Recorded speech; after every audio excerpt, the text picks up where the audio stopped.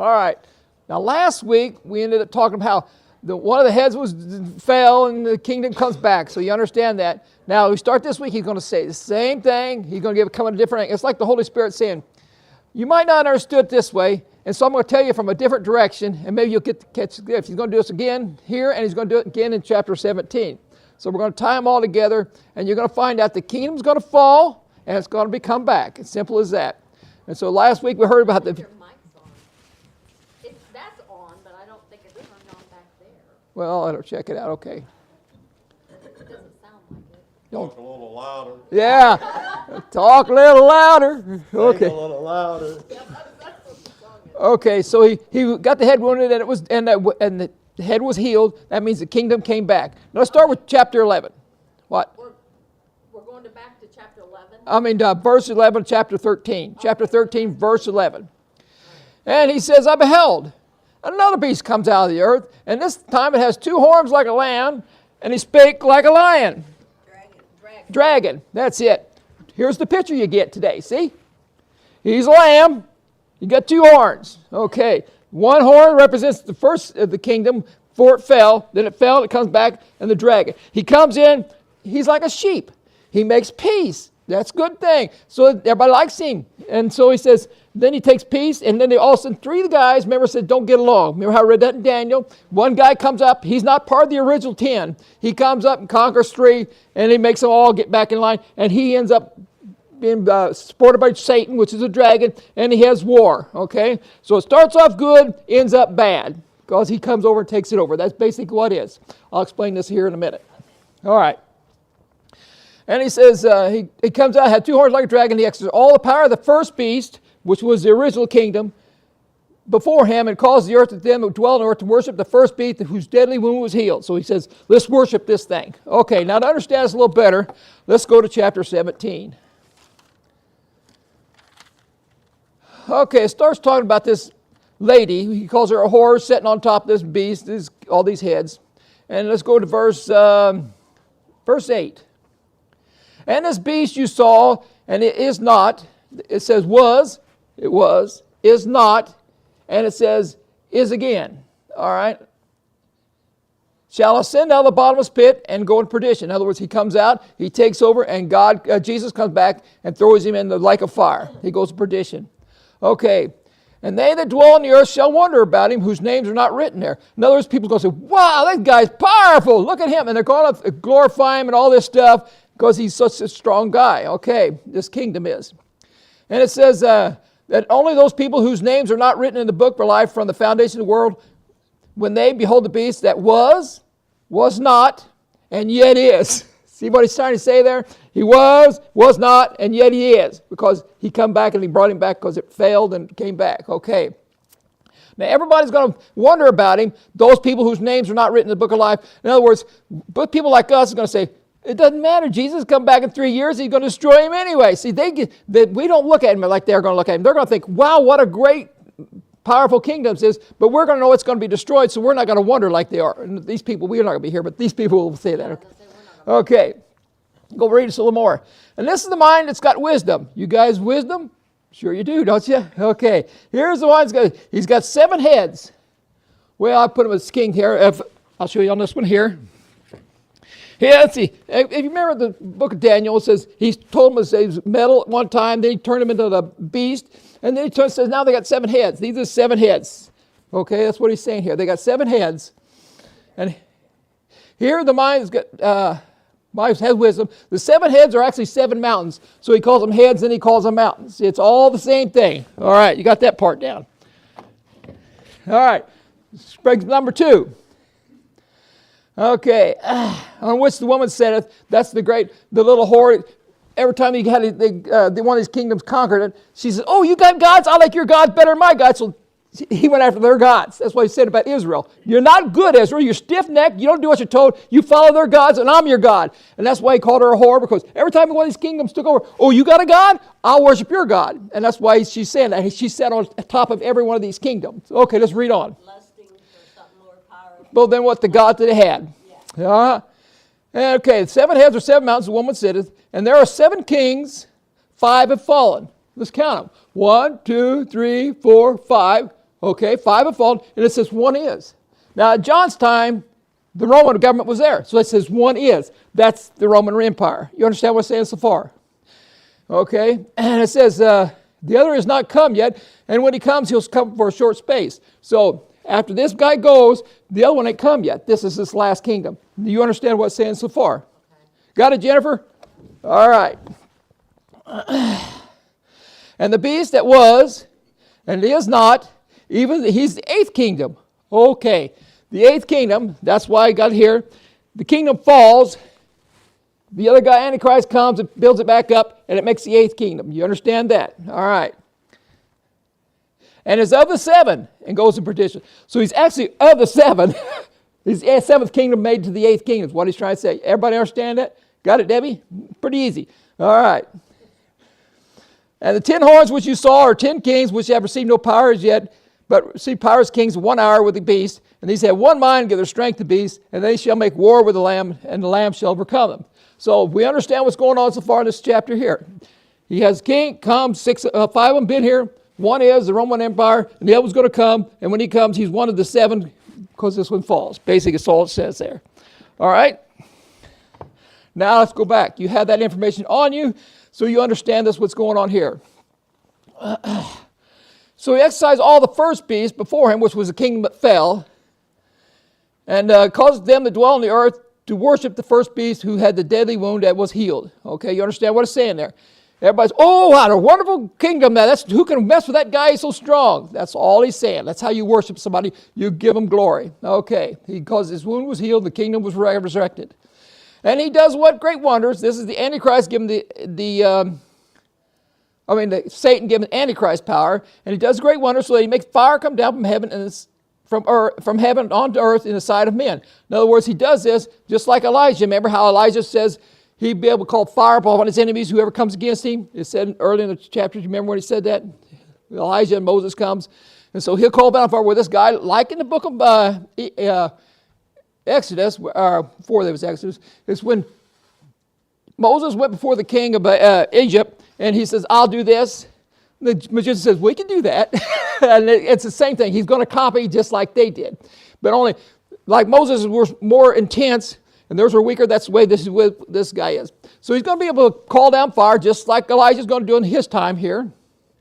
In the sight of the beast, it says that's in the sight of the people that belong to the kingdom. That'd be your mayors, your governors, and everybody that signed a contract to take the mark. Okay? He does it in front of them, basically is what it says here. That dwell upon earth, that should make an image of the beast, which had the wound by the sword did live. In other words, we're going to make an image of the kingdom. Okay? It's like this. If you go back to the book of Daniel, you read how when Daniel interpreted the dream, the guy says, the dream you had was metals, and you're the head of gold, and you had silver. And he says, remember how that went? Okay. He made an image. And the reason why I make images like this is, if they can get you to worship an image, you won't give them any trouble. In other words, you won't get a riot and say, let's get rid of this king. You'll keep them. See, they do this with, overheard something. Mother Russia said the other day on there, oh, we got to do this for Mother. If you get them to worship a place, like what's better about their dirt than our dirt over here? But see, if you get them to do that, then they will fight and die for that. People will do it with flags. They do it with other things. And he did it with an idol. He stood this, and what he did here, he built an idol of gold from head to toe. Now, what did God just tell him? You're the head only. After that comes silver. What did he do? The whole thing. We ain't following God. He was so arrogant. He built a thing, top to bottom of gold, says, we're not falling. Now you find out later on he's going to call Israel Babylon because they were so ignorant. We don't want the new covenant. We want the old one. We're going to do what we want. And that's why he's going to call them Babylon, because they were arrogant in the way they stood before God. Of course, you go back to that statue in the book of Daniel. That's why the 3 guys says, God said, you ain't doing that. And that's why it was so intense. It wasn't just an idol that he built. It was his rebellion against God. And they said, no, God said silver's coming next. And he said, no, it ain't. And that's why they couldn't worship, because they were saying God was wrong, you're more powerful. And now you understand the predicament they were in. They couldn't do it because they would be dying God being right. But anyway, that's what happens here. And so they make this image to bring people into subjection, get them to worship. Roman government did too. They had their own idol, and Roman had idols they set up, and it was called emperor worship, is what it was at that time. Okay, slow down. I'm trying to keep my mind on track here. This is the last 3.5 years. This is the last 3.5 years. The first 3 are kind of like the peace years. Because they all like him. Yeah, but see, it says they had iron and clay. The 10 guys can't get along, so it finally just quits. And that's when the Antichrist comes in. It says he comes up after the 10 kings, and he brings it back together again. Okay? That's in 3.5 years. Okay. And it says here, he had power to give life to the image of the beast, that the image of the beast should both speak and cause many that would not worship the image of the beast to be killed. So he gives life to the beast, and he gives life that he can talk. This talks, hey Siri, what's up? Going to look something up? Sure. And she'll talk right back to me. She'll tell me what I want. I mean, to John, having an inanimate object talk was out of the question. How could that be? No, we do it all the time. Well, we didn't think we could do it. We did No. no. Somebody told us we'd be able to. Talk to the phone to have talk back to you. Okay, yeah. And it's to him it was something strange, but us, it's not a peace. So we know we're living in the days. It starts putting it down where this can happen. And it says it causes many who will not worship the image to be killed. In other words, the thing's going to rat on him. Rat on you. If you go in there and you says, I want to buy something, you got the mark. And it starts telling you ain't got it, and so it puts your name on the tag list, and it's going to rat you out. That's what AI is going to do. AI is here. It's going to know everything about you and where you live, and we're going to come get you if you don't take the mark. It's going to keep track. So these things are not foreign to us like it was to John. Okay? And he calls us all, both small and great, rich and poor, free and bond, to receive the mark in their right hand or their foreheads, that no man could buy or sell save he that had the mark on the name of the beast or the number of his name. Okay. Now, if you remember back when it said the guy came with the balances, economic sanctions came, and then a famine came, and he had a whole day's wages for food, for one meal. What he's going to do is, you ain't going to eat unless you come on my side and join the club, take the mark, and that's it. It's going to be in the kingdoms, what I'm trying to explain. It's not going to be a worldwide thing. I know that they preach out there a lot of times, take the mark, or they're basically, it depends whether you're in the Middle East or not. There'll be 10 kingdoms he controls. Plus, it says he's going to control Israel, and there might be a couple of countries around it that he fights before the battle of Armageddon stops him from growing. But see, it's those people that have these problems. Don't go to the Middle East. Well, why wouldn't it be the whole world? God's saving us all, right? God's here to take us all, right? Right, but this is Mark. What do you mean? He's asking why wouldn't Why everybody wouldn't in it the affect world have us? to take the mark then? Because we're not under control. See, he's going to say, I got so much food here, only the guys that follows me is going to get it. See what I'm If we're saying? living rich here, then we don't know that all this is going on, or we just. No, I think we'll know it, and that's why we put sanctions on them, see? We put sanctions on, you understand what I'm trying to say? Go ahead. Trying to figure out why we wouldn't have to take it in order to get the food. Because we're not under his, see, Because it's under those. it's under those 10 nations. He's trying to control the people under his, see? It's like, let's say if America was here, we had a president that says, okay, we're going to not get any of the food unless you go through what we tell you to do. The rest of the world would be affected by that. We have a president that does that sometimes. But see, they do that. And remember how they said, you got to take the COVID vaccine, I was going to force it on you? That's what they say. If you don't get this, you don't get this. That's the same thing he's going to do. He wants to bring them under control. That's the idea. That's the idea behind worship. I know, but we kind of thought that the whole. Oh, well, I know they talk that, but it doesn't say that.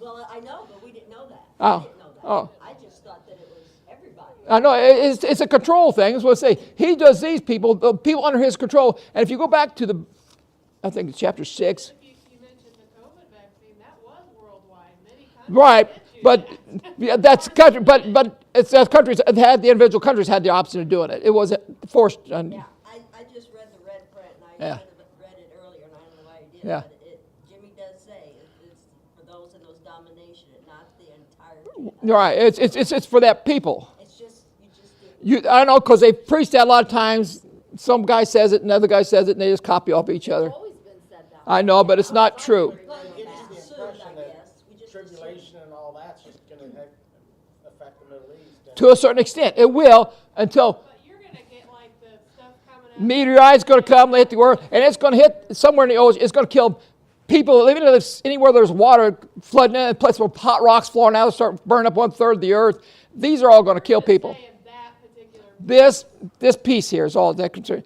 And another thing, Armageddon alone is going to kill 1/3 of the population. It says 1/3. So, and that's I can read you where it says people are going to be standing on their feet, and their flesh is going to be consumed, their eyes are going to be and gone. Zip. Remember how they Nagasaki and Hiroshima, they bombed the place, and people just vapor. That's what's going to happen. So there's going to be a nuclear war, and these guys ain't going to be afraid to use it. And that's why Jesus said, unless I shorten the days, you are not going to have any life left. And that's why he has to shorten the days. Now, that's why he does that. Wouldn't be anybody left. There won't be a soul left, and he has to bring back for his kingdom, and Satan's trying to destroy the world, so God can, God must have lied. He said we're going to have a millennium. See how it's working against this? And so Jesus says, I had to shorten the world to save the remnant so I can go on. And that's the idea behind it. You understand what I'm trying to say? All right? Okay, so this mark is to bring you into submission, is basically what it amounts to.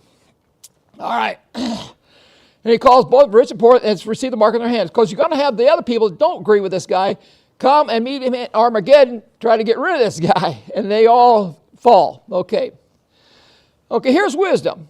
Here's something for you to think about. I got my own opinion here. Don't really tell us. I can't give you scripture for this next one, but I'll tell you my opinion anyway. Let him that hath understanding count the number of what? The beast. What is the beast? It's the kingdom. Why do they keep and put it on a man? He says, I'll count the end. You say, when's this going to happen? When's this guy going to pop up at? He says, I'll tell you which kingdom he's coming in. I'll give you the number of the kingdom's going to happen. Okay. And it says, first the number of a man. His number is 6. It says in King James 663 score and 6. But in the original text, it's 3 6s. It doesn't say 600 and all that stuff. They disfigured. That's what it says. So what is that to you? What would you say that is? I have my own opinion. I'm going to give mine. But in my opinion. Okay, you ain't going to give me yours. Okay. Out of the Roman government, which is number 6, comes the second one, number 6. And it's redone again. 6 6s. When you see these 3 kingdoms come to pass, that's it. He's there. That's the number of the man right there. Figure that one out. 6 6 6. I think that's all it says. See, I believe God puts the cookies on the bottom shelf. We always think we're so smart. It must be something hard and strenuous to get to. And so like when man gets saved, he thinks, I have to work for it. No, you don't. And see how we are? We always think, I've got to do something myself, something greater. And I think it's just something so basic. The Holy Spirit's just telling you real simple, like this is the time that king, the guy's going to raise up. He'll be in that sixth kingdom, is what I think he's talking about, see. That's my opinion. All right? You have your own, and mine's free. I never truly understand why either, so that makes more sense than... And I'll tell you one other thing. The Jewish book called the Talmud, that's where they write all the religious laws. They say the name of the man's come will be Armilus or root of Romulus. Now, where they got their information at, it ain't the Bible, so I have no idea where the Jews got that at, but they actually have a name for the guy coming. Isn't that because with numbers you can come up with names? It could. They say that, and whether the Jews do that or not, see, they don't read our book. Right. This is ours. And they don't have the 666. They just come up with their own deal, however it comes. But that's something you could look up on there. It'll come up as under the book of Talmud or whatever it's pronounced. Okay. Okay, that's the way I look at it. Chapter 14. Now, we went over this a little bit, but I'll go over a few more things here. And I looked, and lo, a lamb stood on Mount Zion, and with him 144,000 of his fathers having their name written in their foreheads. And I heard a voice from heaven, and the voice of many waters, and the voice of a great thunder, and heard the voice of harpers and harpers singing their harps. And they sung a new song as it was before the throne, and before the throne beast, and the elders. And no man could learn that song but the 144,000 which were redeemed from the earth. For these which were not defiled with women, for they are virgins, and they follow the Lamb where they go. So they were virgins. Then, in other words, they take a vow of celibacy. I'm not getting married. And they remember how Paul said, it's better you're not getting married because I think the time is short. These guys figure it out. They're going to see this Antichrist coming. They're going to say, time is getting short because we're going to see what the message they preach are going to tell us in a minute. And we're just going to make a club, and nobody's going to get married, and everybody's going to do this. And it says, no vile thing be found in their mouth. In other words, they're great guys. They're going to do whatever God says and live a Christian life and promote the gospel. That's through the evangelist. Okay, it probably start out something simple like college kids getting together, and all of a sudden it just mushrooms how things carry on. And that's probably how it ended up starting. And these guys, these Jewish guys, we know God's coming. We realize the scriptures were right. They convert to Christianity. They see this, and let's preach what God's got going for us. Okay, and here's what's coming up. Okay, something simple as that. And so there was no guile. And it says, verse 5, their mouth was found no guile. None of it was trick or anything like that. And they were without fault before the throne of God. One other thing I might mention here. You know how the bride of Christ is going to be the governing force in the new millennium? Okay. Now these guys here evidently are the entourage who goes around with him. It says they follow Jesus wherever he goes. In other words, whenever a high dignity guy goes somewhere, you got people making appointments. You got what these guys are. They go wherever he goes, just like we have a president that goes and he always has all these people following around and doing stuff for him. That's basically what their job is going to be. So they got a different job than we got, but that's what it is. Okay. Enough of that. Go on. I saw another angel fly in the middle of heaven, having everlasting gospel to preach to them that dwell on the earth, and to every nation, tongue, and kindred, tongue, and people. And he said with a loud voice, fear God, give him glory, for the hour of this judgment has come, and worship him that made heaven and earth and sea and fountains of water. Okay, this is the message these 144,000 are going to preach.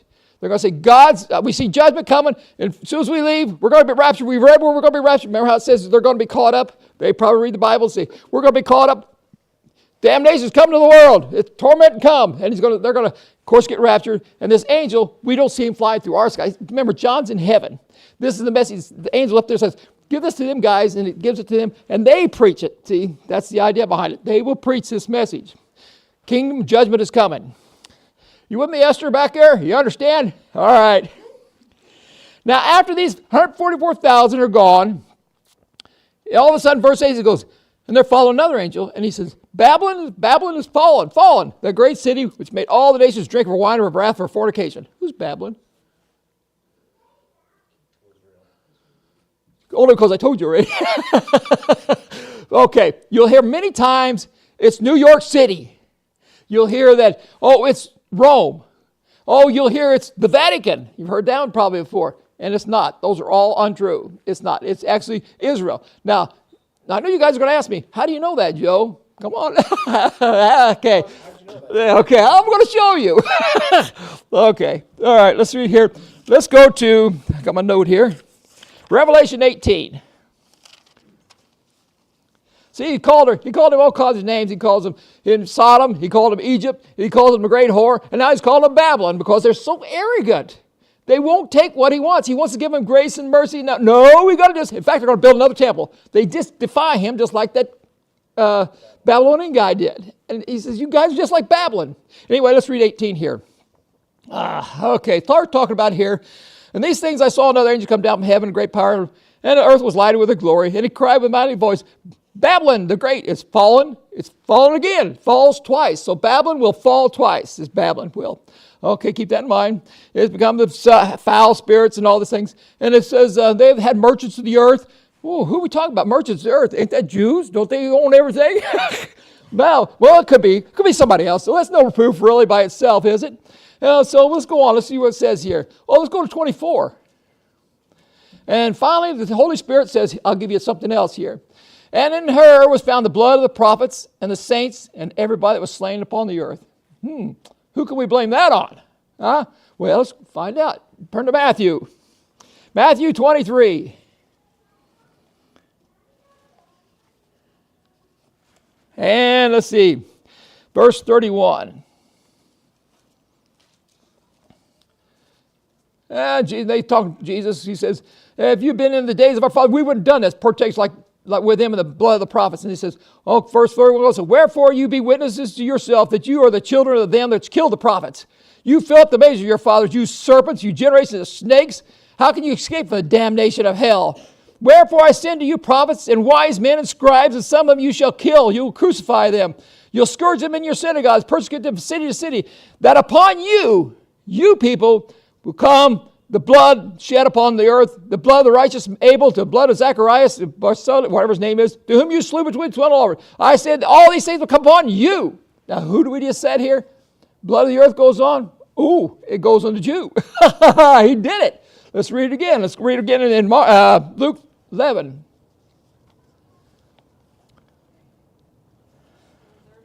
too, it says, Jerusalem. Who kills the prophets. That's what it says. Exactly. They're the one that has his blood on their hands. The blood of the prophets, it's on them. Let's talk about Babylon. Okay, Luke 11, 50 and 51. from the blood of Abel to the blood of Zacharias, which perished between the altar and the temple. Verily I say, it shall be required of this generation. Woe to you lawyers, for you did this and that. See, it's the Jews that did it. Because, see, God had, he let them go through, give them the law, and they should have come out and said, we can't do it. And he says, I'll give you grace. See, I want to prove a point here. You can't follow your own good. Righteousness is just filthy rags. You're no good. But I'll have grace on you. Now you go out and tell the world, hey, world, the whole nation, we was a whole nation, we couldn't do it. So you better accept this grace. See how they could have went and promoted the gospel, but they would not do it. Well, they even tried to put it on the Gentiles, and Paul said, no, you guys can't even do that yourselves. Yeah. How am I going to make them do it? And so it's their fault. That's why the blood's on them. They should have done what God said, and they didn't do it. And of course, they're hard-headed. Like I said, you're stiff-necked people. But why didn't he take care of them? Because God is righteous. Because he told Abraham, I'll do this, and God's going to do it. Whether you do your part or not, he will do his part, and that's why he's righteous. And you can trust him. Anyway, so we see that here, and let's see, and verse Luke 13:33, Jesus says, I got to get back to Jerusalem. I got to get back here because it's impossible that a prophet die on the outside of Jerusalem. They kill it all. And so he went back to Jerusalem. We crucified him. Okay. So we got the blood of prophets, and we find out it is Israel that is Babylon. He's called Babylon. Okay. Another thing it says, you still want more proof? Okay. I'll give it to you. Okay. Let's see here. It says here, and where was we reading that? Chapter 14. Yeah, here 14a says, Babylon is fallen. And it said in 17, it's fallen. In other words, it's got to fall twice. Okay, let's look up Luke 2:34.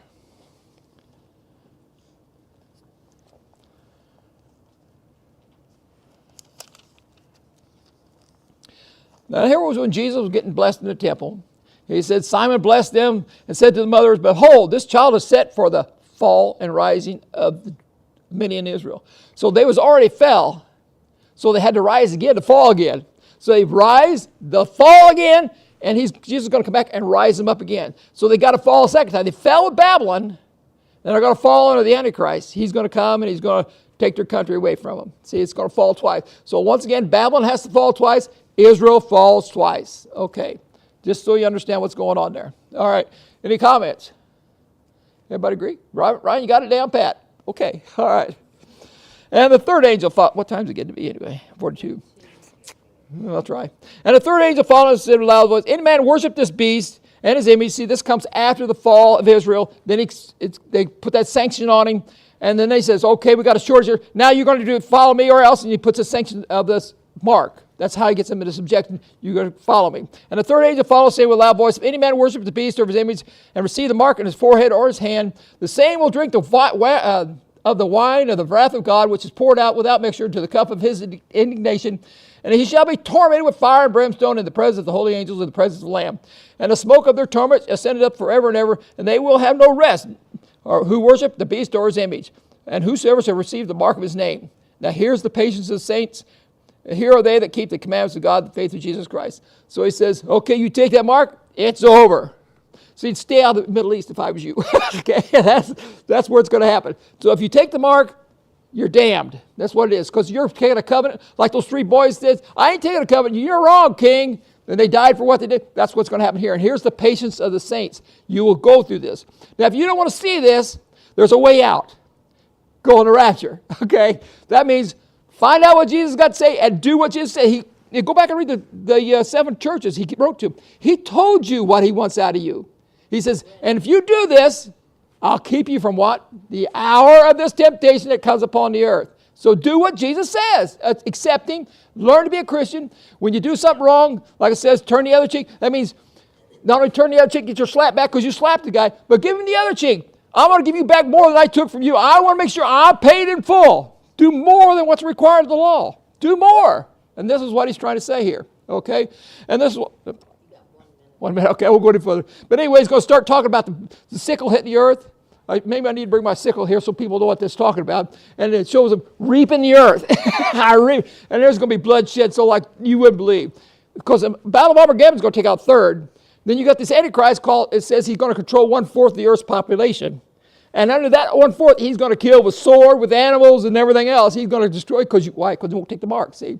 So he's going to be a big slaughter there, plus this meteorite's going to come, and it's going to kill a bunch of people. I'm looking to figure, well, probably 4 billion people gone. That's half the population of the earth. Probably to the, like the sword, remember it said like the sword? Swords, yeah. The swords don't kill. Well, yeah, but Yeah.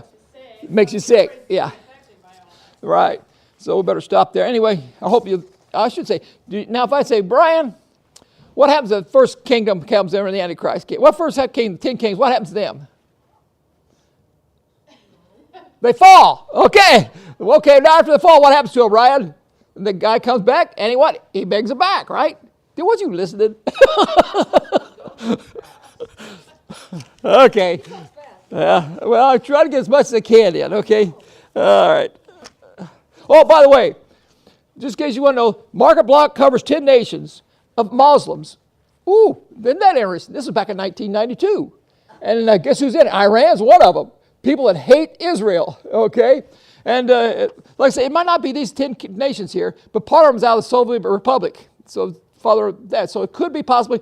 And I want you to understand, the Antichrist, this nation, 10 nations, could be in effect right now, but it don't make a deal till 7 years. See, so he can be in effect right now, and he not make a deal with Israel for 7 years, and he's already on the planet. The 10 nations are already on the planet, ready to go, and they just don't make a deal with Israel for 7 years. Okay, just something to think about.